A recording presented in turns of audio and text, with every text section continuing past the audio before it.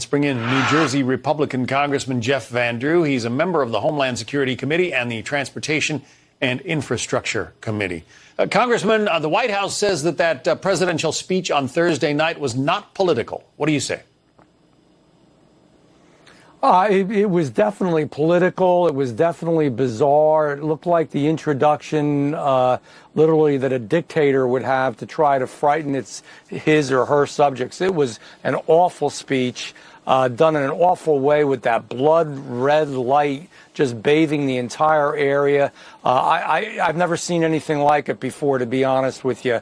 And the worst of it is, I mean, really, you know, on a lighter note, it looked like something that could really introduce a Dracula movie or a Frankenstein movie. I certainly hope he doesn't do that again. But the point is, it was to scare us. The point is, it was to demean over 50% of the population of America and say that they're bad people. And that's unacceptable for the President of the United States. He works for us. John, we don't work for him. Yeah, he spent a lot of time bashing MAGA Republicans, as he called them, you know, a danger to the democracy, in his words. But there are a lot of things that he didn't mention. And we put together a little graph of some of the items that weren't mentioned in the president's speech, things like inflation and the fentanyl crisis and debt and gas prices, the drug cartels, crime, abortion. None of those got a mention in this speech that he said was non-political. Why? Well, I mean, come on. And he should have mentioned all those things. This was a political speech to scare people to not vote Republican, number one. And there's no doubt about it, and we all know that. Didn't talk about one major issue, and you just mentioned them all there. People really want to know, what is going to happen to inflation? What is your plan really? Why are our borders open and people just bleeding in?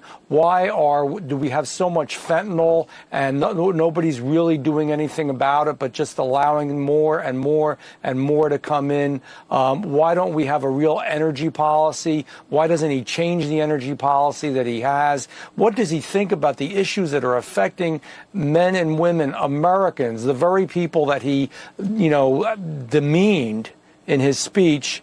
Needed to be uplifted, needed a feeling of warmth and togetherness of how we could fix these problems. He did exactly the opposite. It truly was terrible. It was an awful sight to see. Perhaps no surprise that his predecessor, former President Trump, took the stage last night and excoriated the current president for that speech. But former Republican Representative Charlie Dent said he doesn't think that the Trump speech did the party or the former president any good. Listen. I'm not so sure that the former President Trump did anyone any good with that speech tonight. Just by showing up in Pennsylvania, he is making the election much more about himself. And of course, most Republican candidates don't want anything to do with Donald Trump in this general election. They want this to be about Joe Biden and the Democrats. What do you think about that observation? I mean, should former President Trump, you know, essentially stay out of some of these issues, some of these races? No, look, you know, former President Trump was able to bring many people across the finish line in the primaries. In fact, almost everybody that ran the primary as a Republican that got the endorsement of President Trump got across the finish line, number one. Number two, he had thousands of people there, lots of excitement, lots of warmth, lots of belief in the future of America. That's all good for whomever is running in a particular area. That didn't hurt anybody. We know it's not all about President Trump. We know there are individual candidates running, but certainly does he help? No, the one that shouldn't have gone out was Joe Biden. He shouldn't have given that speech bathed in blood red, trying to scare and demean the people of America that don't agree with him. That's the person who shouldn't have come out. And that's who Charlie Dent really should be talking about, how Biden shouldn't have said a thing, because whatever he did just hurt Democrats even more. Very quickly, I want to take a look at a Wall Street Journal poll that shows that the advantage, the generic congressional ballot advantage, seems to be tilting these days toward the Democrats. 38% say they would vote for a generic Democrat candidate. This is among independent voters. 32% say Republican. Why do you think that is? Do you agree with those numbers? Those numbers aren't right. I mean, we've gone through this before. We went through this in the last election. We've gone through it in other elections.